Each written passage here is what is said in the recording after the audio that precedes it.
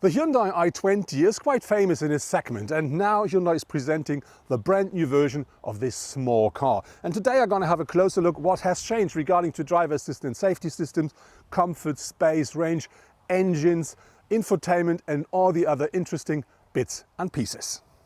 Talking about the craftsmanship and the materials inside of the i20, I have to say for a small car that's absolutely fine. Of course we do find plastic nearly everywhere.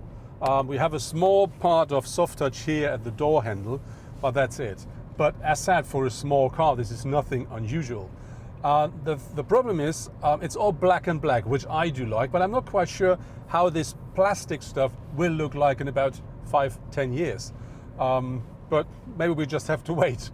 What I really do like is we have this kind of bars here at the front of the dashboard, and you do find the same look at the air outtakes, and this gives the car a bit of a, like a wrap around the driver and co-driver, because you do find the same down here as well. So this is something which you really find everywhere in the car, which I really like a lot. Another thing which I do absolutely find fantastic is we find lime stitching and lime elements here at the air outtakes and the climate control, as well as the lime stitchings on the seats. And that really makes the car, the interior, look special.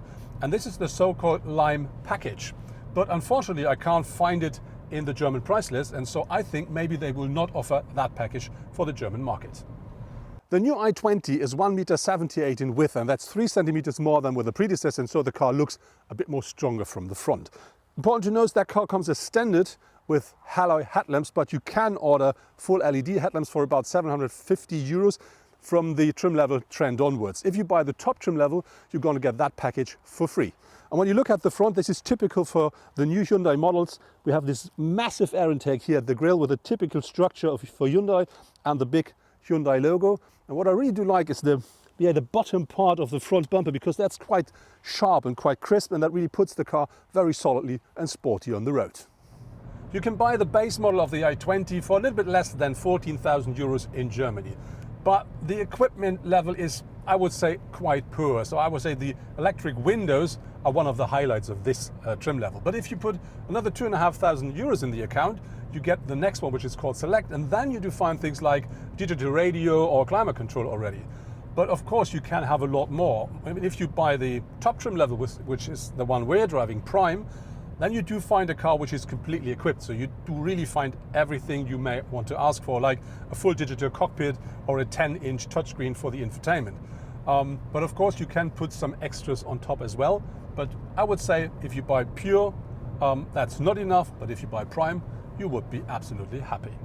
If you look at the competitors, the price of the i20 is in the middle of the field. For example, a 75 horsepower Ford Fiesta starts from around 13,000 euros. And a Volkswagen Polo with a 1-liter 3-cylinder and 80 horsepower costs from just under 15,000. Those who prefer to drive Opel can spend around 14,000 euros on a 75 horsepower Corsa. The new i20 is now 4 meters and 4 in length, and that's very much the same as with the predecessor. It's only 5 millimeters more. Talking about the wheelbase, that has grown by 1 centimeter to now 2 meters 58. Regarding to the height, a little bit more has happened, because the car is now about 2.5 centimeters flatter than its predecessor, with now 1 meter 45. We talk about the design of the car at the side. There's not so much to explore. The only important line, I think, is that one here that runs from the front over the doors to the rear of the car, and that is something that gives a bit of pressure to the shoulders and make the car look quite solidly on the road. You can order up to 17-inch alloys for your i20. That's the one we have on our car, but unfortunately they're not standard, because the standard the car comes with only 15-inch steel wheels. But if you pay extra, or if you buy the top trim level, you're going to have the 17 on board. Something I really do like is this chrome element here, because that runs to the end of the car and then goes up here. And this is, I think, something quite unique. So I really do like this. But my real eye catcher is the lid of the tank, which is on the other side, but this one is fitted exactly here in the corner of the taillight, and this is something where I would say that's absolutely unique. The i20 comes, regarding to the driver assistance safety systems, quite well equipped, because the base model already features traffic sign recognition, a multi-collision brake system, an emergency brake, a lane assist, and so on and so on. But the other good news is, if you want really to make the car your car, make it extremely safe and extremely comfortable, there are loads of options you can buy for your car, and some of them you will not find in cars of that class at other manufacturers. So that's, I think, a very good news. You have to pay extra, but on the other hand, you can get the car the way you want and you can make it extremely comfortable and extremely safe as well. At the rear of our i20, we do find these LED taillights here. Important to know, they do not come as standard with the i20.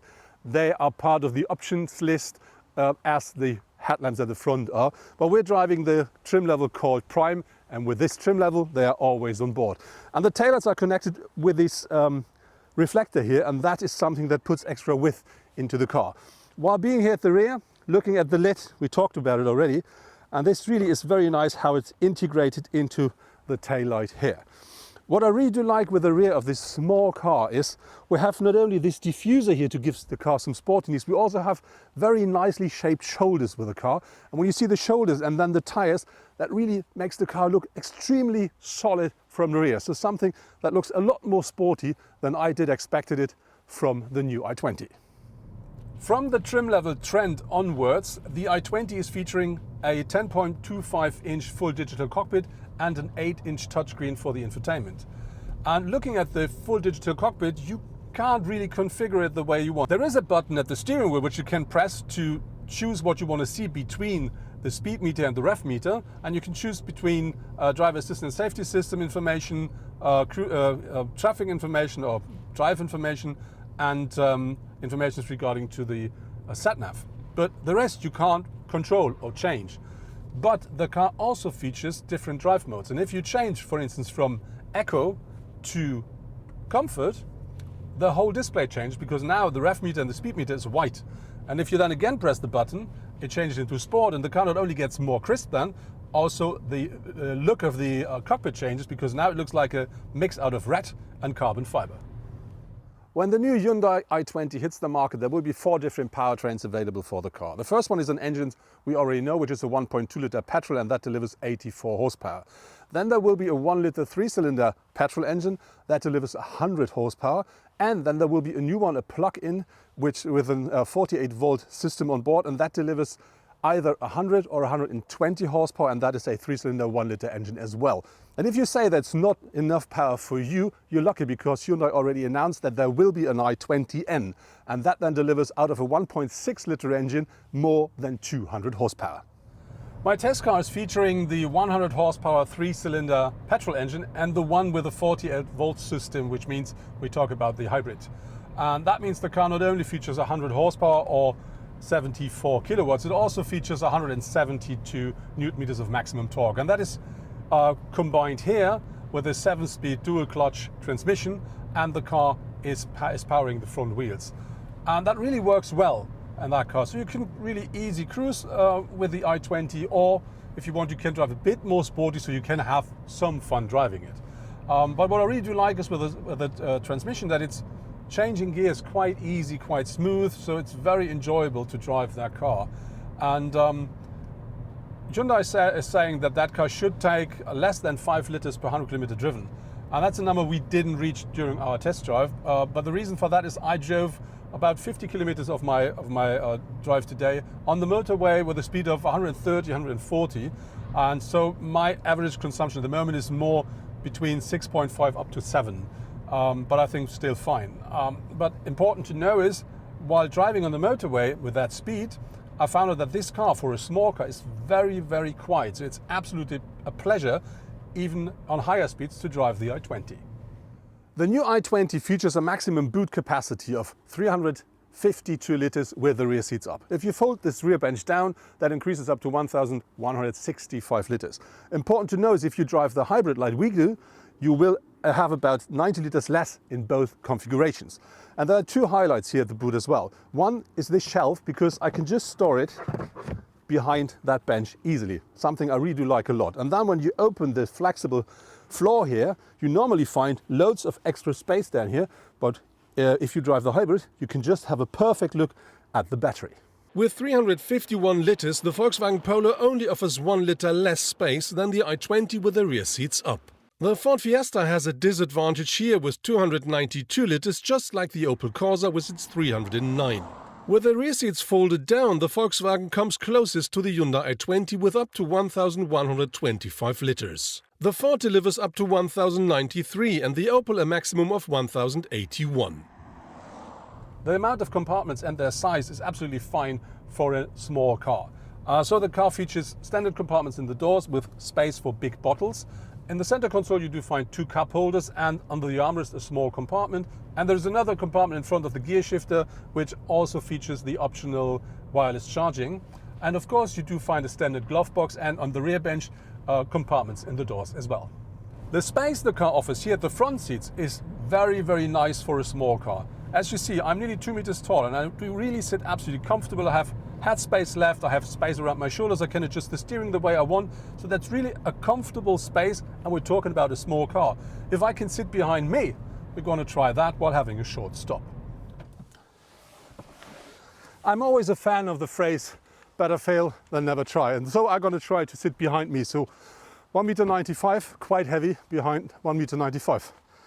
Let's see if that works in a small car, but I can get in.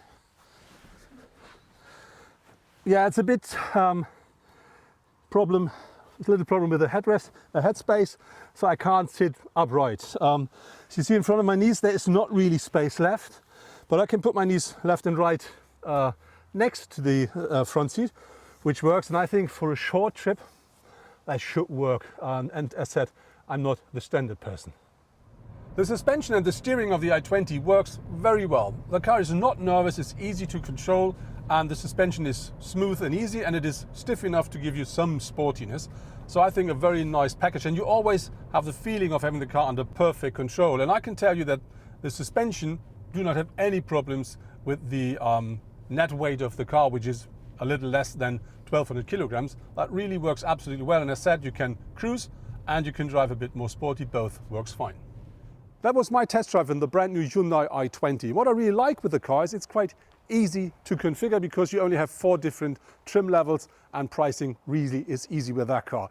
On top of it, for a small vehicle, it really features loads of space, loads of comfort, the newest driver assistance safety system, modern infotainment, and a modern range of powertrains. And on top of this, you can buy that car for less than 14,000 euros in Germany. I think that's quite a nice entrance price.